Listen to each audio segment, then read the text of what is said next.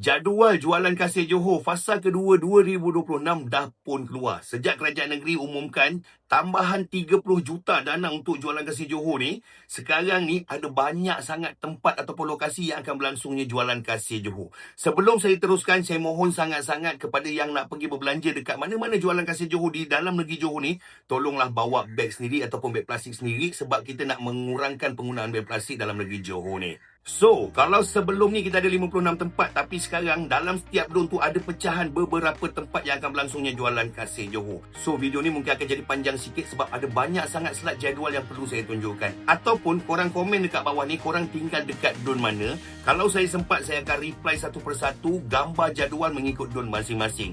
Kalau saya sempat, saya tak janji saya boleh reply semua, tapi mana yang tak sempat saya reply tu, korang boleh tengok video ni sampai habis. Nanti sampai dekat part zon korang duduk tu, korang pause video ni, korang stopkan video ni, baca satu persatu dekat mana lokasi jualan kasih Johor 2026 ni yang paling hampir dengan rumah korang. So, kalau korang rakyat Johor, jangan tak pergi tahu sebab kali ni dia buat banyak fokus pada hari Jumaat, Sabtu, Ahad sahaja. Dan yang paling penting, set combo kasih seekor ayam, sebotol minyak masak 2 liter dan juga sepapan telur, harganya cuma RM15 saja. Tolonglah dapatkan apa yang kerajaan negeri dah bagi kepada korang sebagai rakyat Johor.